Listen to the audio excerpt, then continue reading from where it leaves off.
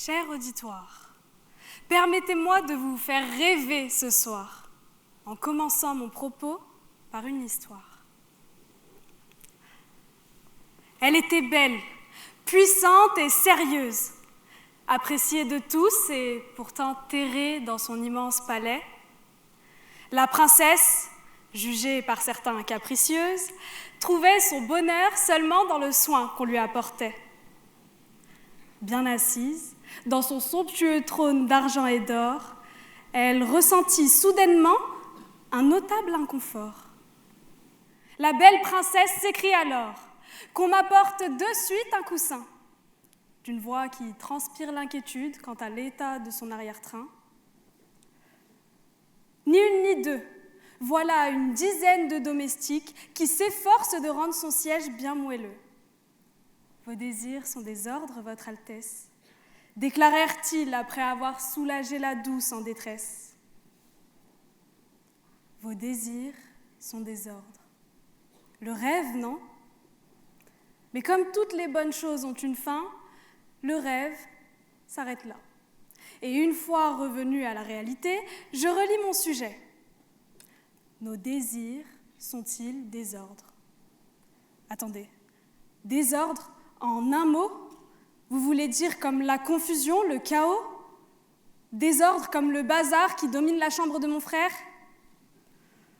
Bon, me voilà dépouillée de ma vision la plus délicieuse. Car en effet, il ne s'agit pas là de savoir si nos envies constituent des commandements, mais plutôt de s'efforcer à comprendre si elles sont un trouble, une perturbation. En ce qui me concerne, il n'y a pas de débat. Mes désirs, même les plus fous, sont tout sauf désordre. Alors bien sûr, je ne connais pas tous vos souhaits et fantasmes farfelus. D'ailleurs, quand je vois certaines têtes dans le public, je préfère ne pas les savoir. Mais je pense pouvoir affirmer avec assurance que vos envies sont elles aussi claires et ordonnées. Car quand on fait d'une chose, d'une situation ou encore d'un concept l'objet de nos convoitises, on sait exactement ce que l'on veut. De manière générale, l'homme, lorsqu'il s'agit de son désir, sait se montrer très méticuleux. Quand Paul dit par exemple vouloir plus que tout une nouvelle voiture, eh bien il a déjà en tête le magnifique BMW M3 Compétition F80 en 450 chevaux et en boîte manuelle bien sûr, puisque la boîte auto, vous savez, c'est pour les feignasses. Vous voyez bien là l'organisation, la structure, la précision de son désir. Il n'y a pas de désordre là-dedans. Alors on pourrait argumenter que c'est dans l'absurdité et l'irréalisme de certains désirs que se trouverait le désordre. À ceux qui pensent cela, je répondrai par un conseil. Revoyez vos définitions. L'irréalisme n'est pas systématiquement source de désordre, mais c'est encore moins vrai dans le cas du désir. Car ce désir se définit par une envie dont l'objet est une chose que l'on n'a pas. Mais cette chose peut donc être n'importe quoi. Il n'est en aucun cas requis qu'elle soit réaliste ou sérieuse. Enfin, désirer, c'est aussi rêver. Tenez, reprenons Paul, qui s'imagine déjà dans sa grosse voiture. Eh bien, du haut de ses 19 ans, il a pour seul budget le maigre salaire de son dernier job d'été en intérim et les quelques pièces de 1 centime qu'il ramasse par terre, car selon lui, c'est le début de la richesse. Vous conviendrez bien qu'en l'état des choses, son désir se révèle quelque peu absurde. Mais il n'en est pas moins clair et ordonné pour autant. Être un gros rêveur n'empêche pas de soigneusement savoir ce que l'on veut. Donc nos désirs ne sont pas intrinsèquement désordres. Cependant, laissez-moi vous rapporter les mots de ma contradictrice la plus avisée, ma petite sœur. Mais enfin, Lilia, bien sûr que nos désirs sont désordres. Ne vois-tu pas les sentiments qu'ils nous font éprouver ? la peine et la frustration dans l'attente de leur réalisation, avant d'arriver à la joie et au plaisir lors de leur satisfaction. Nos désirs sont un désordre de l'âme, Lilia. Un désordre de l'âme, voilà une jolie formulation et un ton bien solennel pour simplement avouer qu'elle était plongée dans ses TikTok au lieu d'écouter mon propos pendant mon passage en deuxième phase. Vous n'avez pas déjà oublié, vous. Les émotions sont le propre de l'homme. Revenons-en notamment à notre capricieuse princesse. Dans l'attente de son coussin, elle est tourmentée, angoissée, soucieuse de son royal fessier. Et puis, une fois le problème réglé, la voilà bien heureuse et soulagée.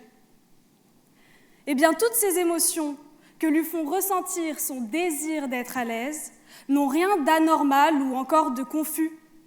C'est même tout à fait cohérent, considérant la nature des êtres humains que nous sommes. Vous l'aurez compris, mesdames et messieurs, nos désirs ne sont pas non plus un désordre de l'âme.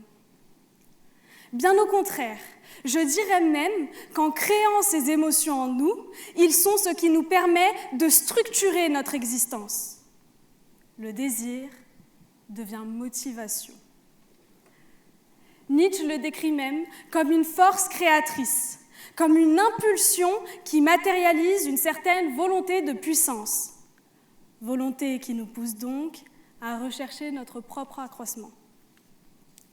Et en ce sens, le désir s'impose comme le moteur principal d'une société active. C'est simple. Je désire quelque chose, donc j'agis en conséquence de sorte à obtenir satisfaction de mon envie. Ainsi, par exemple, c'est grâce au désir de richesse qui anime chacun d'entre vous que l'on profite d'une situation économique saine.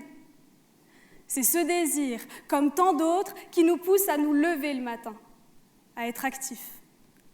Car le désir est le principal guide de nos actes. Bon, plus concrètement, si Thomas a pu se procurer de jolies fleurs pour son amour, eh bien c'est uniquement grâce à la brûlante envie de vacances dans le sud de la France qui anime l'esprit de son fleuriste. Et puis lorsque Thomas offre finalement ce bouquet à son vocaliste pour leur anniversaire de mariage, c'est bien parce qu'il le désire tant.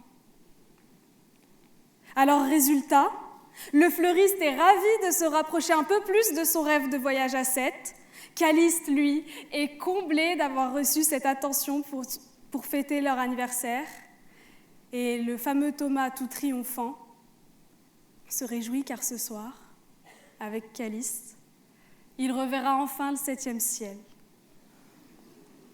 Bref, tout va pour le mieux dans le meilleur des mondes. Enfin bon, c'est là une vision un peu trop utopique, je vous l'accorde. Évidemment, tout ne va pas bien. Il y a aussi du mal dans le quotidien. Comme l'accident de cette jeune fille sur son vélo, fauchée par la moto en excès de vitesse d'un homme trop pressé de rentrer chez lui. Effectivement, il y a en ce tragique événement un trouble, un désordre. Mais enfin, cela n'a rien à voir avec nos désirs. Qui parmi vous désirerait une chose pareille ? Nos envies ne peuvent pas être à l'origine de ces maux.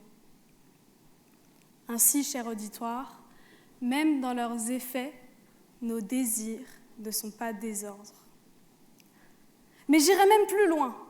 Oui, je dirais même que c'est en l'absence de désir qu'il y a désordre, puisque ce sont nos envies qui guident nos actes. Si celles-ci venaient à manquer, nous serions perdus. Comment savoir quoi faire sans aucun objectif ? Comment savoir quelle direction prendre ? Le désir est une boussole qui nous sort du désordre que serait une vie sans envie. Vous imaginez ? Une vie sans envie. Une existence vide où régnerait la tristesse et l'angoisse. Car quand le désir manque à l'appel, c'est un naufrage qui s'amorce. Et le bilan est lourd. Le cœur a coulé et l'esprit se retrouve noyé dans un océan d'ennui. C'est là que se trouve le désordre, dans l'absence de désir. Et cela s'applique à tous les niveaux. Voyez ce couple, par exemple, qui passe plus de temps à se disputer qu'à s'aimer. Il y en a peut-être même quelques-uns dans la salle. Ces couples à l'ambiance de guerre froide, dans lesquels une chaussette qui traîne peut justifier une offensive armée. Ces couples qui ne connaissent que troubles et désaccords. Eh bien, la source de leur désordre est élémentaire, mon cher Watson. Il s'agit là d'une mystérieuse disparition. Oui, s'il y a désordre dans leur relation, c'est que Monsieur Désir y est malheureusement porté disparu. Depuis le temps, il est même certainement mort et enterré, et Madame Libido gît avec lui dans sa tombe. Paix à leur âme.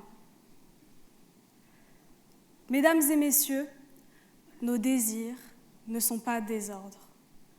Aucun trouble ne se trouve en leur essence, ni dans les émotions qu'ils créent ou encore dans les effets qu'ils produisent.